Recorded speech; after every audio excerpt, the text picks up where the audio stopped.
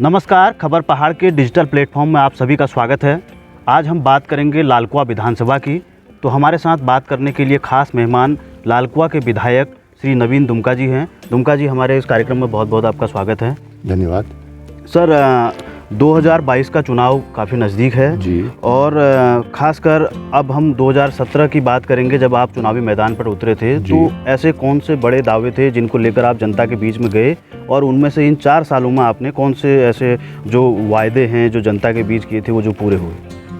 सामान्यतः जो विकास कार्य हैं, विकास का चाहे छोटा काम हो, किसी की पुलिया बनना, या विकास के कामों में सर्वोच्च काम चाहे जमनानी बांध हो, हर एक की अपनी अपनी इम्पोर्टेंस होती है।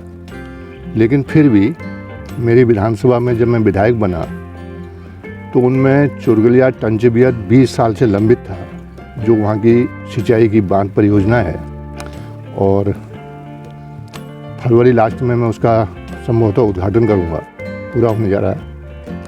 इसी प्रकार गोला और नंदौर में कटाव की बड़ी समस्या थी। तो कटाव की समस्या के लिए सबसे पहले हमने जो हाथी कॉरिडोर के नाम से एक 12 फुट ऊंचा नदी के सामने, गोला के सामने बंधा बन गया था, उसमें 2.5 किलोमीटर का एक चैनल बनवाया जिससे पानी टकराए नहीं, नीचे निकल जाए। और साथ ही साथ गोला नदी में 9 करोड़ के और नंदौर नदी में 3 करोड़ के तटबंध स्वीकृत कराए, जो बन चुके हैं। और बाढ़ से कटाव में थोड़ा रुकावट उनसे हुई है। यद्यपि नदी का कटाव कब होगा, कहाँ होगा, ये अनिश्चित होता है, लेकिन फिर भी बचाव तो बचाव है। उस बचाव को करने में हम सफल रहे हैं। इस बरसात में कुछ नई जगहों पर कटाव हुआ है, तो उसके लिए योजना बन गई है, और इस बरसात से पहले पहले हम उसमें भी तटबंध बनाएंगे। मेरी बड़ी समस्याओं में मंडी गेट से 3 पानी जो बाईपास है, वहाँ तक की समस्या का पुनर्निर्माण और चौड़ीकरण एक बड़ा मुद्दा था। इस मुद्दे को हल करने के लिए मुझे बड़ा प्रयास करना पड़ा, क्योंकि यह मार्ग राष्ट्रीय जो सड़क प्राधिकरण है उसके पास था। वहाँ से वापस ला करके PWD हल्द्वानी को सौंप करके अब जा करके उसको मैं बनवा पाया हूँ। 2 किलोमीटर 40 मीटर वो मार्ग है, और उससे पूरी बरेली रोड और पूरे उधम सिंह नगर के जो भी लिंक थे, वो हल्द्वानी के साथ दिक्कत आ रही थी। अब वह मार्ग बन गया है, ये बड़ा काम था। मेरी विधानसभा की बड़ी समस्या जो पूरे बरेली रोड की 21 ग्राम सभाओं और 4 नगर निगम के वार्डों को प्रभावित करती है, वो थी इंदिरा नगर का गंदे नाले के पानी की समस्या। मैं 2011 और 13 में उस पर अनशन में बैठा था, और तब से उस पर लगातार कोशिश में था कि उसकी समस्या हल हो। मेरे विधायक बनने के बाद माननीय मुख्यमंत्री जी ने मेरे आग्रह पर आयुक्त महोदय कुमाऊं की अध्यक्षता में कमेटी गठित की, और उनसे कहा कि आप इसका प्रारूप तय करके सारी समस्याओं को हल करके एक कंपोजिट प्लान सामने लाओ। उसमें जितने भी विभाग पढ़ते हैं उन सबको जोड़ करके 11 करोड़ रुपए का एक प्रस्ताव शासन में आयुक्त कुमाऊं की तरफ से गया है, और कार्यदायी संस्था उसमें सिंचाई विभाग है। शासन स्तर पर जो उत्तराखंड के चीफ सेक्रेटरी हैं उनसे, वित्त सचिव से, और आवास विकास के सचिव जो हैं उनसे, नगर विकास के सचिव, उनसे बातचीत हो चुकी है, और मैं समझता हूँ कि शीघ्र उसका जियो हो जाएगा। एक बड़ी समस्या थी, और मैं अपने इस कार्यकाल में ही उसको प्रारंभ करने में सफल होऊंगा, ऐसा मेरा मानना है। चोरगलिया में टाइगर रिजर्व जो है गांव की सीमा तक आ गया था, और गांव की सीमा तक टाइगर रिजर्व आने का मतलब, जो लोग कॉर्बेट को जानते हैं, कॉर्बेट पार्क को, भुक्तभोगी हैं। आदमी का जंगल में जाना अपराध होता है। टाइगर रिजर्व की जो केंद्रीय संस्था है वो माननीय देश के प्रधानमंत्री की अध्यक्षता में अंतिम टास्क फोर्स होती है।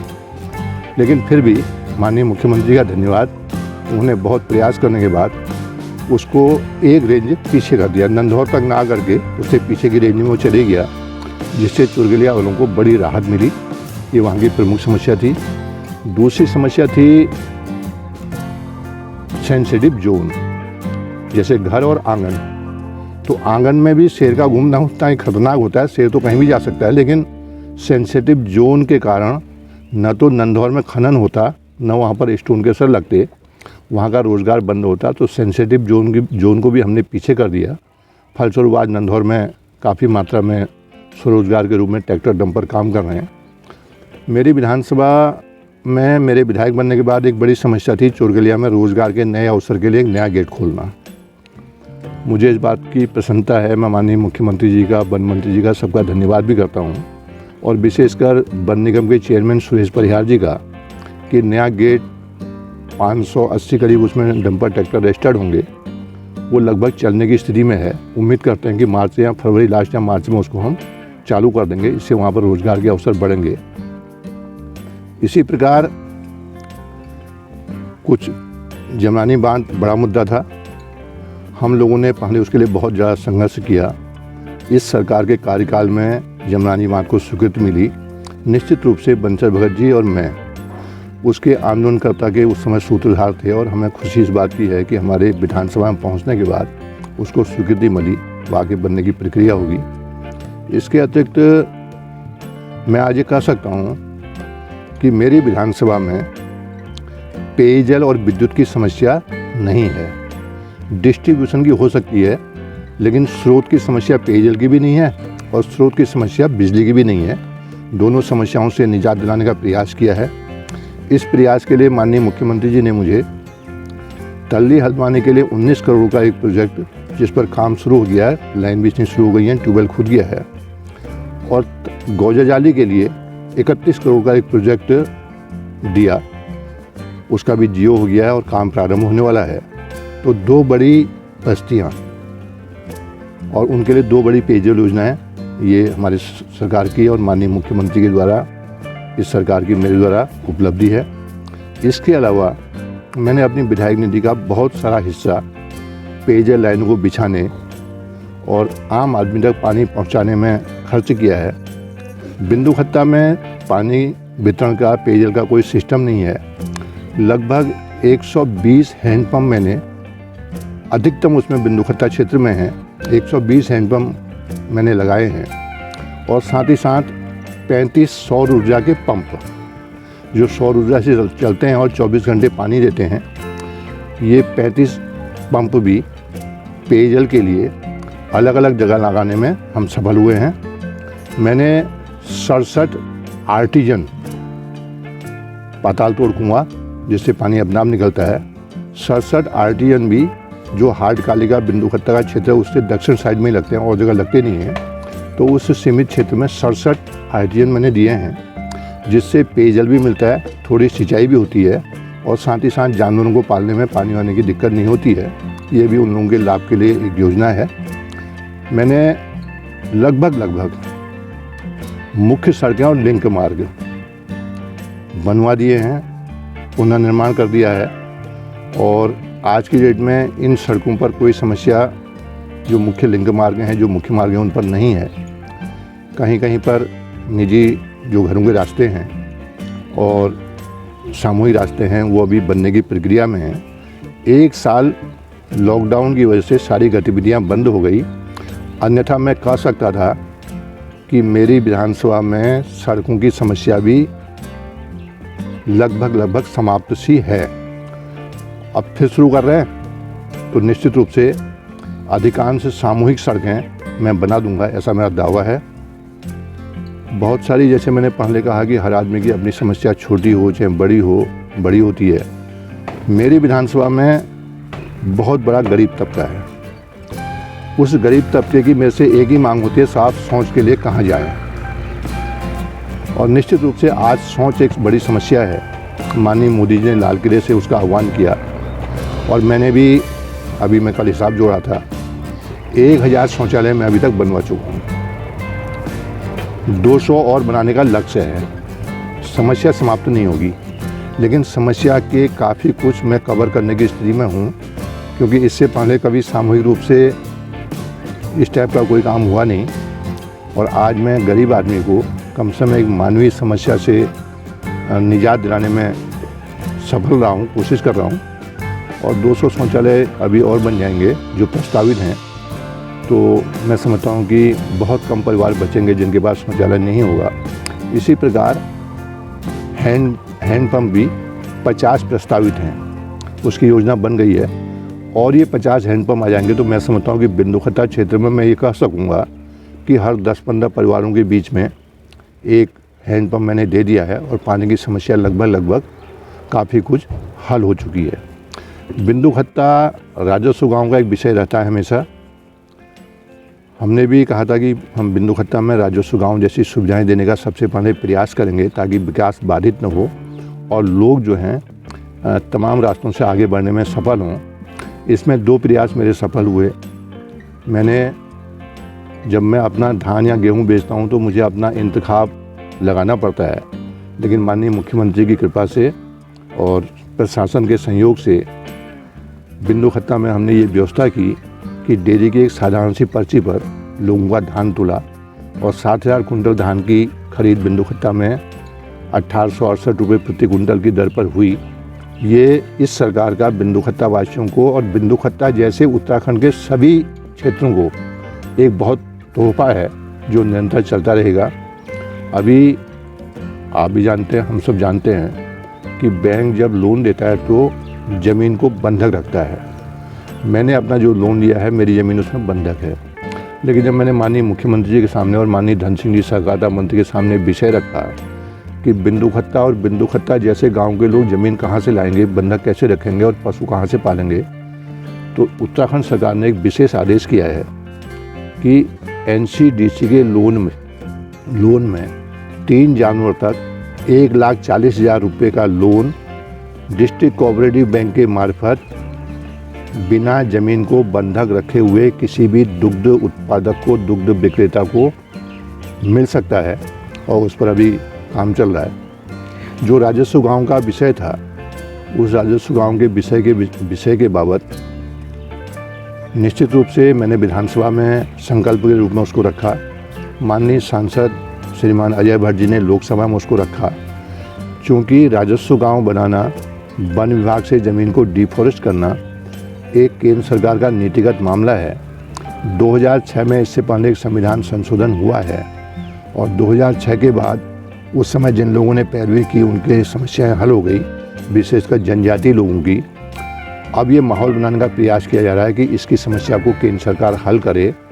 ये जब विधानसभा में मुद्दा संकल्प के रूप में मैंने उठाया तो निश्चित रूप से बहुत सारे लोगों को इस बात का ख्याल आया कि उनके यहाँ भी ऐसे क्षेत्र हैं, किसी यहाँ 1 हैं, किसी यहाँ 2 हैं और मेरे यहाँ बहुत बड़ी मात्रा में हैं। इसका माहौल बना करके इसको एक रास्ते पर ले जा करके हमारी कोशिश ये है कि उत्तराखंड सरकार भारत सरकार से डिफॉरेस्ट कराने के लिए सक्षम कार्रवाई करे।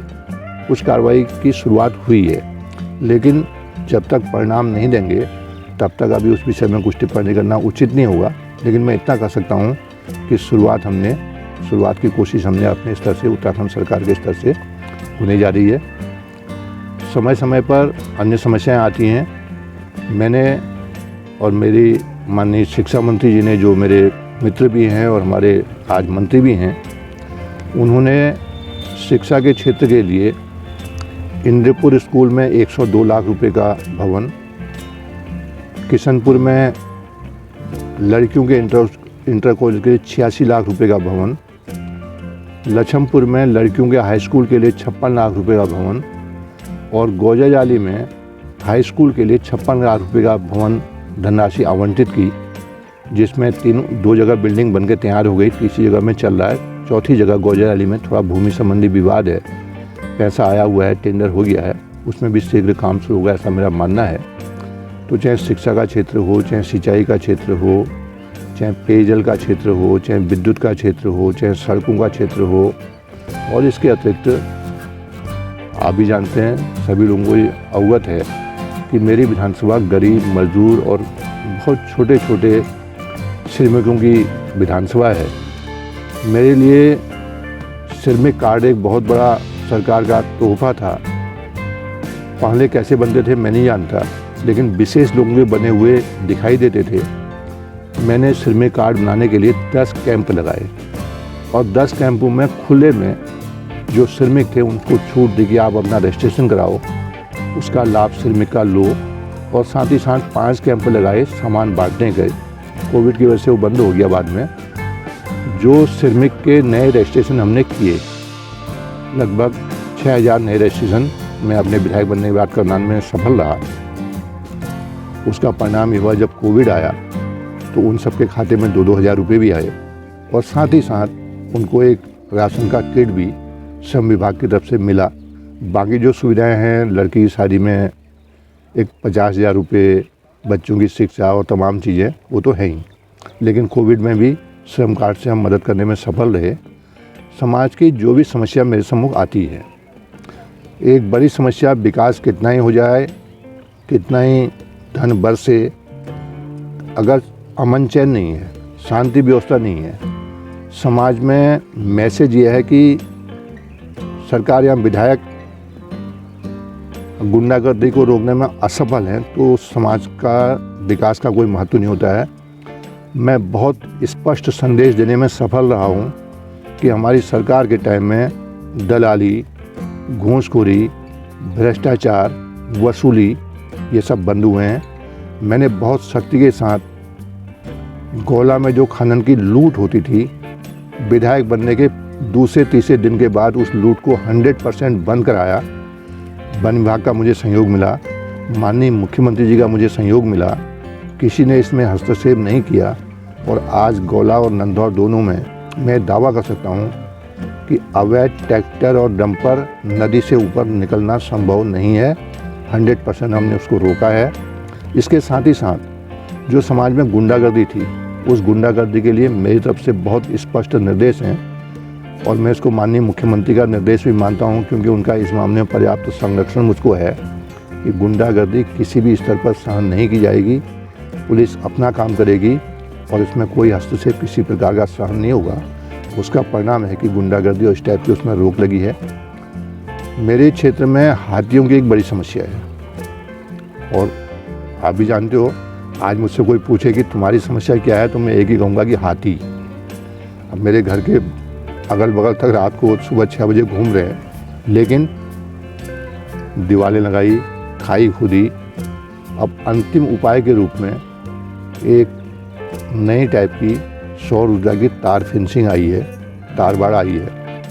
माननीय मुख्यमंत्री जी ने सिद्धांततः इस बात पर अपनी सहमति व्यक्त की है कि मेरी विधानसभा में पड़ने वाले 3 DFO क्षेत्रों के उन सभी गाँवों को जो वन से जुड़े हुए हैं, राजस्व गाँव हैं, उन सब के बीच में इस टाइप की तार फेंसिंग की जाए।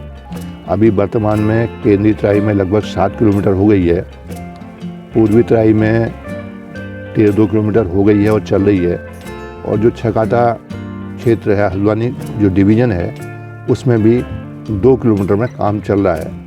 मेरा मानना यह है कि जहाँ पर अत्यधिक दबाव है वहाँ पर तुरंत कर रहे हैं, खाई भी खोद रहे हैं और तार फेंसिंग भी कर रहे हैं। जहाँ पर कम दबाव है वहाँ पर धीरे धीरे करके उसको कवर करेंगे। मेरी अभी चीफ फॉरेस्ट हॉप श्री भरथरी जी से लंबी इस विषय में बातचीत हुई, वो भी सहमत हैं कि इस काम को वो बहुत प्राथमिकता के साथ करेंगे। इसी प्रकार कहीं कहीं पर जैसे खमारी खत्ते में हाथियों ने एक प्रकार से तांडव कर दिया था। मैं जिस दिन गया उसके दूसरे दिन से खमारी खत्ते को बड़ी चौड़ी और गहरी खाई से चारों तरफ से पूरा कवर कर दिया। आज हाथी बाहर तो घूम रहा है लेकिन खत्ते के अंदर जाने में सक्षम नहीं है, सफल नहीं है। निश्चित रूप से उनको सुरक्षा मिली है और भी कुछ उन लोगों की मांगे हैं।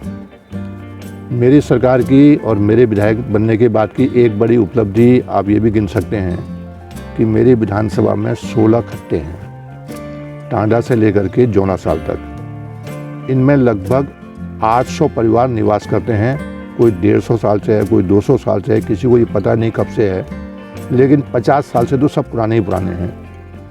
वहाँ बिजली पहुँचने का कोई माध्यम नहीं था, लेकिन हर घर रोशनी जो माननीय मोदी जी का एक सपना था, उस सपने के अंदर माननीय मुख्यमंत्री उत्तराखंड ने मेरे ऊपर विशेष कृपा की और प्रत्येक घर को घर के अंदर की रोशनी का एक सौर ऊर्जा का पैकेज दिया, जो काफ़ी महंगा है।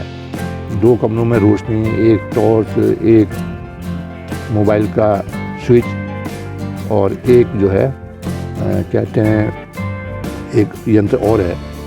तो ये सब दिया, लगभग काफ़ी महंगा पैकेज और प्रत्येक परिवार को दिया। तो आज वो खत्ते घर के अंदर की रोशनी से रोशन है और माननीय मुख्यमंत्री, माननीय प्रधानमंत्री जी का जो आशीर्वाद है वो उन तक पहुंचा है।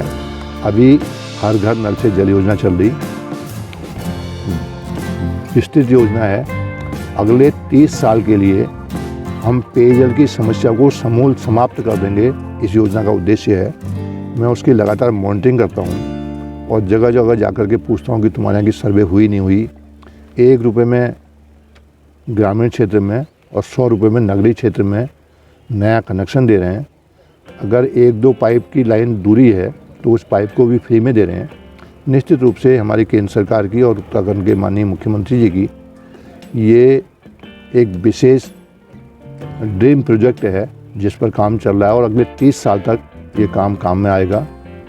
आयुष्मान कार्ड चर्चित है, कुछ दिक्कतें हैं, दिक्कतों को हल करने का समय समय पर प्रयास हम कर रहे हैं और उन दिक्कतों के बीच से रास्ता निकल करके गरीब लोगों को इलाज मुहैया भी हो रहा है।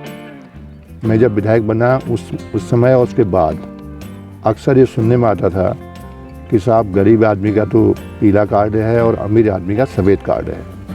मैंने इस विषय को माननीय मुख्यमंत्री जी सामने, जो उत्तराखंड के खाद्य सचिव उनके सामने कई बार रखा और आज जो है उसकी पुनः सर्वे प्रारंभ हो गई है और सफ़ेद कार्ड, जिन वास्तविक लोगों को सफ़ेद कार्ड चाहिए उनकी बनने की प्रक्रिया शुरू हो रही है। कुल मिलाकर के समाज के सभी वर्गों का विकास करना, क्योंकि भाजपा का एक ध्येय वाक्य है सर्वस्पर्शी, सर्वव्यापी और सर्वग्राही अंत्योदय तक पहुंचना। निश्चित रूप से मेरे द्वारा बनाए गए शौचालय उस अंत्योदय तक पहुंचने का हमारा लक्ष्य पूरा करते हैं, जिसको लेकर हमारी भारतीय जनता पार्टी अपना कार्यक्रम बनाती है। इन सब के बीच में कई छोटी समस्याएं होंगी, कहीं और भी कुछ समस्याएं होंगी, समस्याएं निरंतर आती रहती हैं और मैं उम्मीद करता हूं कि हमारी सरकार और हम सब मिल करके, हमारे सांसद जी मिल करके उन सबको हल करने का प्रयास करेंगे। इसके अलावा अगर बात की जाए तो पिछला 1 साल बड़ा ही कष्टकारी रहा है और ख़ासकर कोरोना वायरस कोविड-19 को लेकर पूरे देशव्यापी रहा। आपको क्या लगता है कि एक विधायक होने के नाते जो विधायक निधि आप विकास कार्यों में खर्च करते थे वो कोविड में गई, वो सस्पेंड रही, तो अब क्या कहीं ना कहीं राजनीतिक रूप से आप एक नुकसान मानते हैं इसको कि जो 1 साल में आप जो काम कर सकते थे वो नहीं, क्योंकि विकास कार्यों से ही आगे वोट मांगे जाते हैं? देखिए, कोविड जो है उससे आप भी परिचित हो और मैं तो 10 दिन STH में भर्ती होकर भी आया हूँ। एक समय हम ये कहते थे कि बचेंगे तो फिर मिलेंगे, स्थिति आ गई थी। दूरस्थ क्षेत्रों से उत्तराखंड के प्रवासियों को लाना, उनको चेक करना, उनको उनके घरों तक पहुंचाना और जो बीमार हो गए, जिनको इसका संक्रमण हो गया है, उनका इलाज करना एक बहुत बड़ी समस्या थी। विकसित से विकसित यूरोपियन देश फेल हो गए हैं, अमेरिका में समस्या पैदा हो गई, दिल्ली जैसे जहां पर सारे देश के सबसे अधिक अस्पताल हैं वहां पर दिक्कत हुई।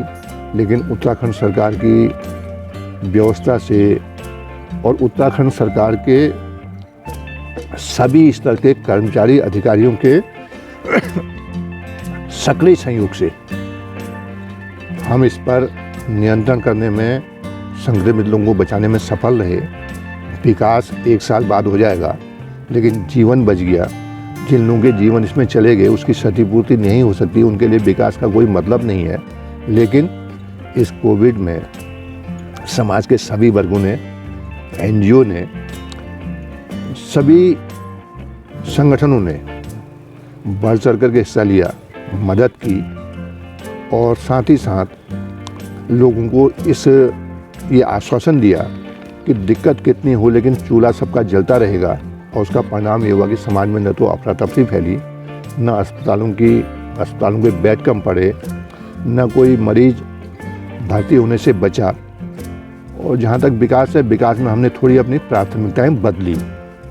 जो ज़रूरी है उसको पहले दे रहे हैं, जो थोड़ा कम जरूरी है उसको बाद में देंगे।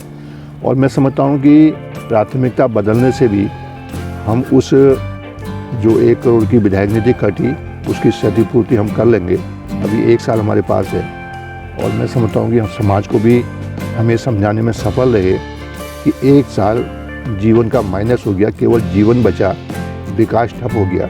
उस विकास को हम फिर कोविड से पहले जहाँ पर था वहाँ से आगे शुरू कर रहे हैं। और मैं इस मामले में संतुष्ट हूँ, मेरे साथ जुड़े हुए लोग भी संतुष्ट हैं कि हम इसको पूरा कर सकेंगे, ऐसा मेरा मानना है।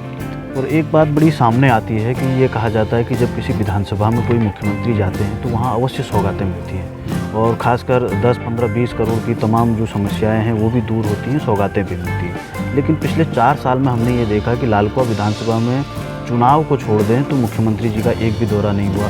क्या आप उनको बुलाने में सफल नहीं हो पाए या कोई और वजह रही? नहीं, ऐसा है कि सामान्यतः 2-2.5 साल के काम के बाद ये दौरे शुरू होते हैं, जो बचे होते हैं उनकी घोषणाएं होती हैं और जो सामने दिखता है उस पर बातचीत होती है। लेकिन कोविड के कारण बहुत सारे कार्यक्रम नहीं हो पाए। जहाँ तक घोषणाओं का सवाल है, माननीय मुख्यमंत्री जी ने मेरे क्षेत्र की परिस्थितियों को देखते हुए अलग अलग क्षेत्रों में अलग अलग घोषणाएं अपने ऑफिस से या हल्द्वानी कार्यक्रम में आकर के स्वीकृत की हैं। उनका लाभ इस क्षेत्र की जनता को मिल रहा है। घोषणाओं के मामले में मुझे कोई किसी प्रकार की असहजता नहीं है। माननीय मुख्यमंत्री ने पर्याप्त घोषणाएं मेरे लिए की हुई हैं, उन पर काम भी चल रहा है। और अब चूँकि केंद्र सरकार ने भी छूट दे दी है कि बड़ी सभाएं की जा सकती हैं, तो निश्चित रूप से अभी एक कार्यक्रम, बड़ा कार्यक्रम ओपन यूनिवर्सिटी में होना है जो मेरी विधानसभा का हिस्सा है। उसमें बहुत बड़ा बजट एक वहाँ पर माननीय मुख्यमंत्री संभवतः फरवरी में ही आकर के देंगे। एक लालकुआं दुर्ग संघ में बड़ा प्लान लगना है, आधुनिक प्लान, उस विषय में भी है। और कुछ बड़ी योजनाओं का लोकार्पण भी होना है। मैं समझता हूँ कि माननीय मुख्यमंत्री शीघ्र ही विधानसभा में आकर के इस 1 साल के पीरियड के गैप को दूर करने का प्रयास करेंगे। सर, इसके अलावा अगर बात की जाए तो हाल ही में आपके पार्टी के प्रदेश अध्यक्ष बंशीधर भगत जी का एक बयान आया था कि उन विधायकों को ही टिकट दिया जाना चाहिए 2022 में जो अपने काम में खरे उतर रहे हैं या जो विकास कार्य कर रहे हैं, जनता के बीच में जा रहे हैं। आप इस बात से कितना इत्तेफाक रखते हैं कि केवल उन्हीं विधायकों को टिकट देना चाहिए जो काम कर रहे हैं? देखिए, विधायक काम करने के लिए होता है। विधायक के कारण ही दोबारा सरकार आती है और विधायक के कारण ही संगठन मजबूत होता है, दोबारा सरकार आती है। जहाँ तक मेरी बात है, मैं इस मामले में पूरी तरह से संतुष्ट हूँ कि विधायक के नाते जितनी मेरी जिम्मेदारियाँ थी उनका मैं वहन ठीक से कर रहा हूँ। मेरे मुख्यमंत्री साथ संपर्कों को लेकर के और सभी विभाग जो अन्य माननीय मंत्री हैं उनके संपर्कों को लेकर के जो समस्याओं में को मैं लेकर के गया हूँ उनकी पूर्ति हुई है। और परफॉर्मेंस में मैं समझता हूँ कि मैं उत्तराखंड में मेरा स्थान बहुत अच्छे स्तर पर है। तो इसके अलावा अगर बात की जाए तो हाल ही में आपने जिला पंचायत के चुनाव देखे और आपके दोनों कैंडिडेट उसमें हार गए। आपने भी काफ़ी प्रयास किया, चुनाव प्रचार में गए, लेकिन अब चुनाव का 1 वर्ष है। विकास और जनता के बीच में जो कम्युनिकेशन होता है उसको कैसे आप साध पाएंगे, क्योंकि रिजल्ट आपके सामने है? देखिए, ऐसा है, वो चुनाव स्थानीय मुद्दों पर था, कुछ दिक्कतें थी, लेकिन जहाँ तक अभी का सवाल है, मैं उन विधायकों में से हूँ जो बिना प्रोटोकॉल के, बिना ताम झाप के सीधे जनता के बीच में जाके बैठते हैं, उनकी सुनते हैं। 10 लोग हों, पुलिया में बैठना हो, सड़क पर खड़े होकर बात करना हो, मेरा सीधा संवाद जनता के साथ है। पार्टी का संगठन उसमें पर्याप्त सहयोग कर रहा है। पार्टी के लोग साथ में रहते हैं, जहाँ पर कोई दिक्कत होती है वो बता देते हैं, उसी हिसाब से बातचीत करते हैं। मेरा कुल मिला करके सामान्यतः मैं मानता हूँ कि अगर दिन में 3-4 पब्लिक के एपिसोड न हों तो विधायक का दिन बर्बाद मानना चाहिए। और मैं कम से कम 3-4 पब्लिक एपिसोड जन समस्याओं की वार्ता के, चर्चा के, मन की बात के जनता के साथ करता हूँ और मुझे सीधे संपर्क में कोई दिक्कत नहीं है। इसके अलावा अगर बात की जाए तो लालकुआं शहर एक बड़ा महत्वपूर्ण शहर है जहाँ से इस विधानसभा का नाम भी जुड़ा हुआ है, लेकिन उसके मालिकाना हक को लेकर ऐसा क्यों हुआ कि 3 साल तक आप पहले जियो को चलाते रहे, उसको एक्सटेंड करते रहे और आखिर में आपको वो जियो बदलना पड़ा उसके मालिकाना हक का, और आपको जो रियायत पहले बरकरार थी उस रियायत को भी बदलना पड़ा, जिससे वहाँ के लोगों में भी खासी नाराज़गी देखने को मिली। आप कैसे उसको समझा पाएंगे, क्योंकि ये चुनावी वर्ष है, लिहाजा ये तमाम सारे मुद्दे विपक्ष भी उठा रहा है? देखिए, उत्तराखंड बनने के बाद विपक्ष की भी 2 सरकारें रही, हमारी सरकार अभी है। विपक्ष ने भी कोशिश की होगी लेकिन सफल नहीं हुए। अभी जो पहला जियो था वो केवल 100 वर्ग गज तक का था। अभी जो दूसरा जियो है उसमें ज़मीन की कोई सीमा नहीं है, और ज़मीन की सीमा नहीं है तो उसके सरकार ने रेट भी रखे हैं। इतना है कि विपक्ष जिस बात को कहता है उन्होंने 2001 का रखा था, हमने 2004 का रखा है, उन्होंने 16 में पास किया था, हमने 20 में पास किया है, तो थोड़ा आगे पीछे है, लेकिन लोग उसको स्वीकार कर रहे हैं। इसलिए कि जितने लोगों के पास संपत्ति है, ज़मीनें हैं, उस पर उनके भवन हैं, मालिकाना हक मिलना बहुत बड़ा एक तोहफा होगा। और आजकल लोग उसके फॉर्म जमा कर रहे हैं धीरे धीरे करके। कल मैंने माननीय जो हमारे इस ज़िले के प्रभारी मंत्री हैं मदन कौशिक जी, उनसे भी आग्रह किया कि आप शीघ्र ही जो है इस मालिकाना हक के कागज़ देने का एक डेट तय कर लें ताकि ये इसको गति मिल सके।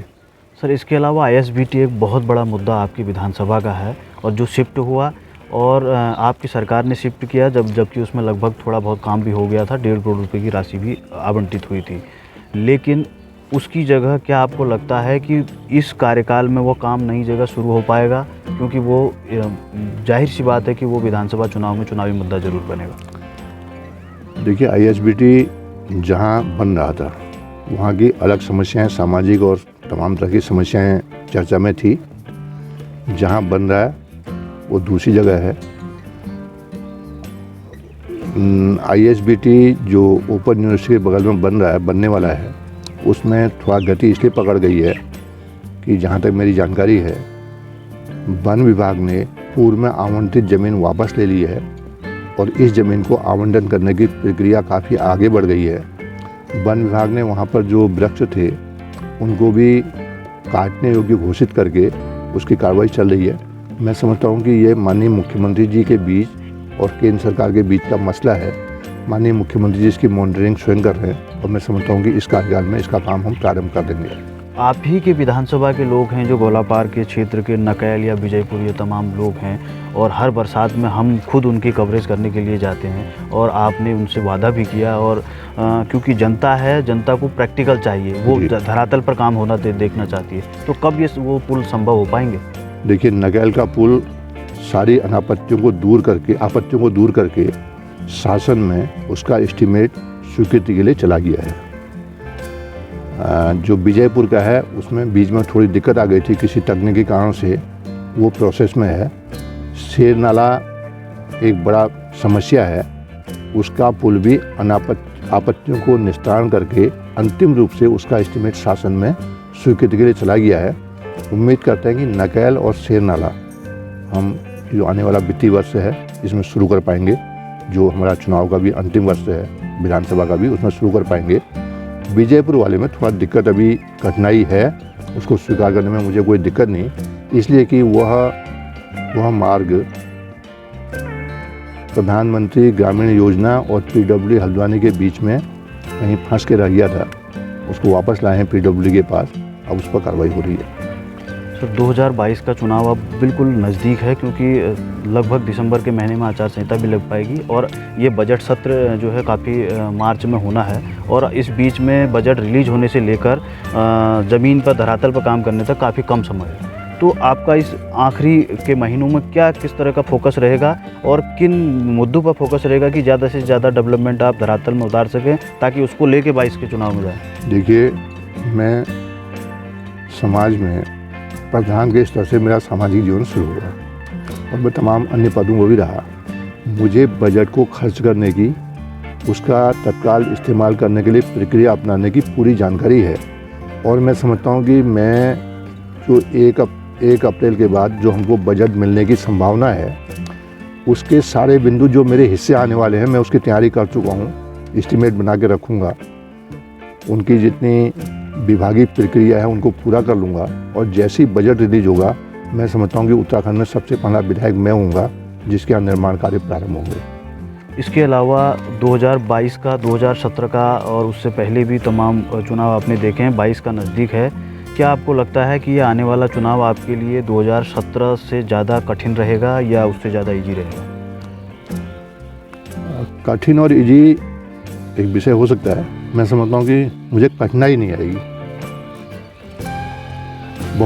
लेकिन बहुत सारे और फैक्टर भी होते हैं, लेकिन मुझे विधायक के नाते कठिनाई नहीं आएगी। इसके अलावा इस बार जो जिला पंचायत के चुनाव हुआ, आपकी पार्टी के एक बड़े नेता निर्दलीय लड़े और चुनाव जीते, मोहन बिष्ट। अब आपको क्या लगता है कि उनकी पार्टी में कोई वापसी की राह बची है या फिर आप उनको बतौर प्रतिद्वंदी के रूप में ही देखते हो? नहीं, ये विषय जो है ना, ये विषय भारतीय जनता पार्टी के नेतृत्व का है। इसमें मेरा उसका न तो मेरे साथ उसके साथ मोहन सिंह बिष्ट के साथ कोई पहले प्रतिद्वंद्विता थी, न आज है। और ये भारतीय जनता पार्टी के नेतृत्व को तय करना है कि वो क्या निर्णय, सामूहिक बहुत सारे लोगों का विषय है ये, उस पर क्या निर्णय लेती है और किस प्रकार आगे रणनीति बनाती है, ये पार्टी प्रदेश नेतृत्व का विषय है। इसके अलावा बिंदु खत्ता के बारे में आपने राजस्व गांव की प्रक्रिया के बारे में सबसे पहले हमको बताया, लेकिन एक बड़ी बात है कि आपने बिंदु खत्ता में नगर पालिका के खिलाफ आंदोलन किया, जनता के साथ आप रहे, आप पर मुकदमे भी हुए। वो मुकदमे आपकी सरकार, आपका कहना है कि वो मुकदमे वापस सरकार ने लिए, हालांकि वाम दल कहते हैं कि वो उनके संघर्षों की जीत है।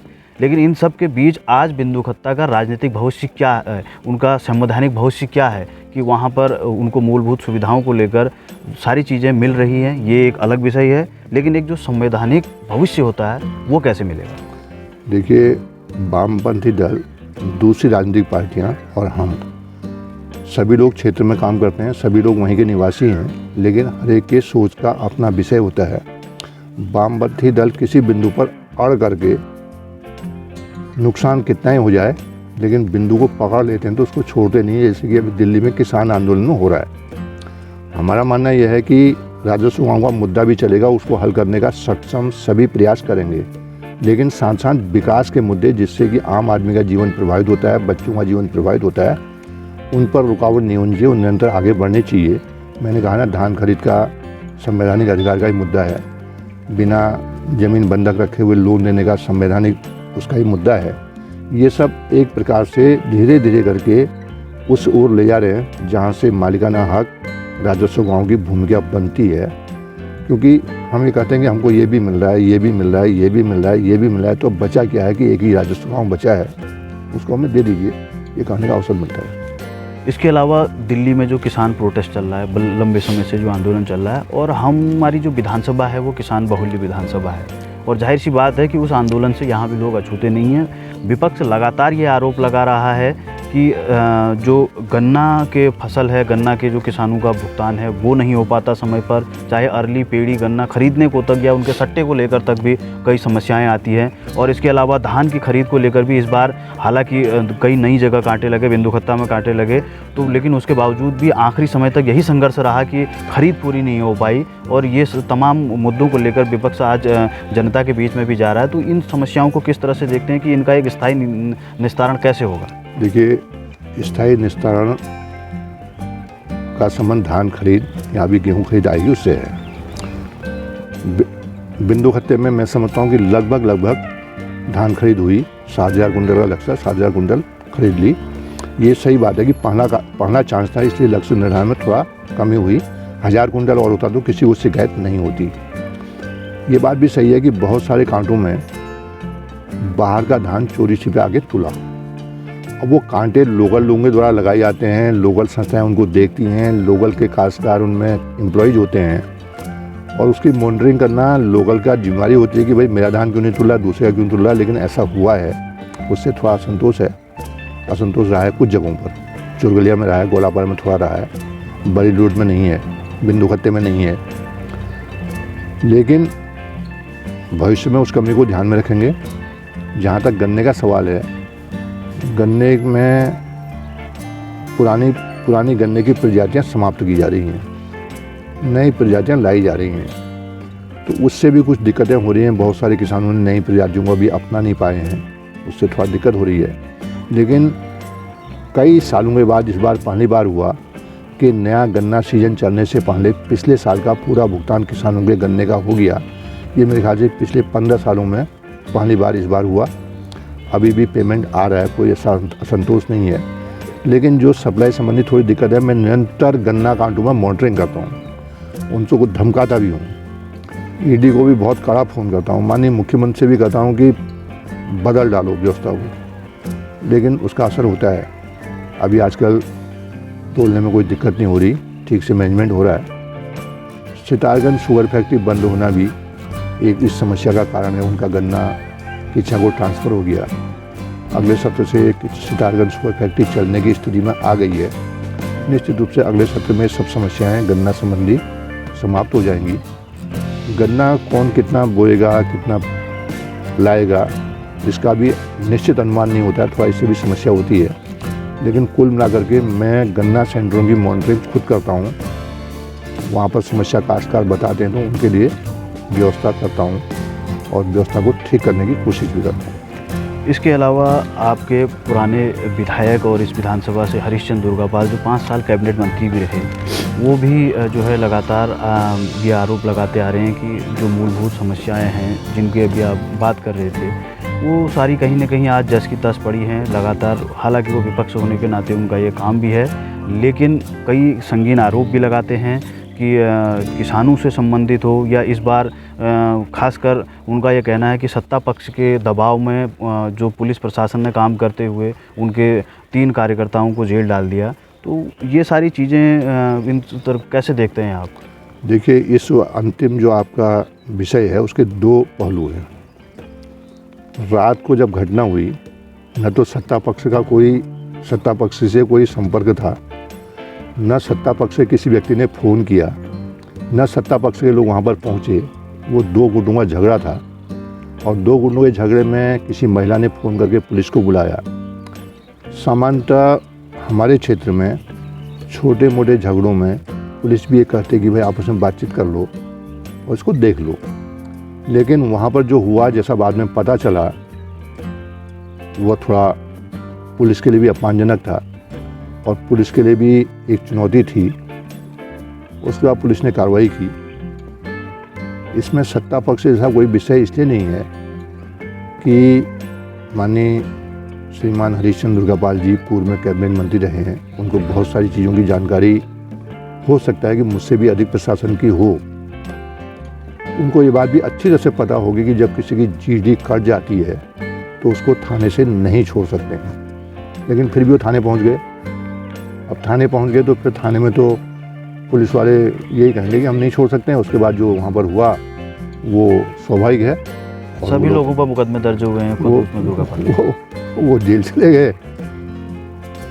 हमारे टाइम में भी बिल्लो खत्ते का नगर पालिका विरोध करने में 47 लोगों पर हुए थे, इन पर भी हुए हैं। तो दोनों मुद्दे आपको एक जैसे लगते हैं? वो तो जन आंदोलन था। वो जन आंदोलन था, ये थाने का घेराव था। और थाने के घेराव में जब जो एफआईआर हुई है उस हिसाब से उन लोगों पर गंभीर आरोप हैं और गंभीर आरोप के लोगों को थाने से नहीं छोड़ सकते। मैं फिर कह रहा हूँ कि माननीय दुर्गापाल जी मुझसे अधिक जानते हैं, वो सरकार में रहे हैं। फिर वहाँ पर पहुँचना, वहाँ पर दबाव बनाने की कोशिश करना, निश्चित रूप से पुलिस का अपना तरीका है। फिर मुकदमे कायम करना, हैरेसमेंट करना, ये उसने किया होगा। जांच जब होगी तो उस समय हो सकता है कि कुछ चीज़ें छंट जाए। और इस आखिरी वर्ष में आपकी पार्टी के भी कई दावेदार विधानसभा में तैयारियां कर रहे हैं। आप सिटिंग एमएलए हैं, इसके अलावा आपकी पार्टी के जिलाध्यक्ष प्रदीप बिष्ट इस विधानसभा से तैयारी कर रहे हैं और पूर्व दर्जा राज्य मंत्री हेमंत द्विवेदी भी इस विधानसभा से तैयारी कर रहे हैं। क्या कहना है आपका? एक तो आपकी पार्टी का आंतरिक लोकतंत्र कहें या किस तरह से लेते हैं इसको? देखिए, मैं अपने विषय में बोल सकता हूँ। मैं सिटिंग विधायक हूँ। पिछला चुनाव 28,000 से अधिक वोटों से जीता हूँ। मेरी परफॉर्मेंस बहुत ठीक ठाक पार्टी के अंदर भी और सरकार के सामने भी है। बाकी टिकट देने का निर्णय पार्टी का नेतृत्व करता है, प्रदेश नेतृत्व करता है, केंद्रीय नेतृत्व करता है, उसका विषय है। लेकिन जहाँ तक इन दोनों महानुभावों के विषय में मेरा एक टिप्पणी है, इन दोनों महानुभावों की अपनी अपनी विधानसभाएं भी होंगी, अपने क्षेत्र भी होंगे। वहीं अपने को आजमाने का प्रयास करें, शायद वहाँ की जनता कोई रास्ता निकाल दे। तो आपका कहना है कि ये बाहरी हैं और इस विधानसभा में जो है तैयारी कर रहे हैं? अब जो अर्थ लगा। इसके अलावा सर अगर बात की जाए तो बिंदु खत्ता और लाल कुआं के तमाम मसलों से आपकी बात हुई और अब जाते जाते मेरा एक आखिरी प्रश्न है कि आपको क्या लगता है कि इस विधानसभा की जो जन समस्याएं आपके सामने आई, कितने प्रतिशत लोग आपसे संतुष्ट रहते हैं? सुबह से शाम तक आपके पास भी आते हैं, समस्याएं भी होती हैं, लोगों में आक्रोश भी होता है। और इसी से जुड़ा एक सवाल है कि इस बार कोरोना काल में हमारी विधानसभा के सबसे ज़्यादा युवा बेरोजगार हुए जो शेड्यूल हमसे नज़दीक है, उनके लिए भी आप लोगों ने क्या सोचा इस 1 साल में? देखिए, अभी चूँकि ये कोरोना पीरियड बजट पास होने के बाद आया, इसमें जो भी व्यवस्थाएं बनी वो बजट से उधार लेके बनी। जैसे विधायक निधि से काट लिया, विधायकों का वेतन काट लिया, कर्मचारियों का वेतन काट लिया, दूसरी तीसरी चीज़ें बहुत सारे लोगों का सभी का कुछ ना कुछ काटा। जिला प्लान, स्टेट प्लान सभी कटा, तब इसकी व्यवस्था हुई।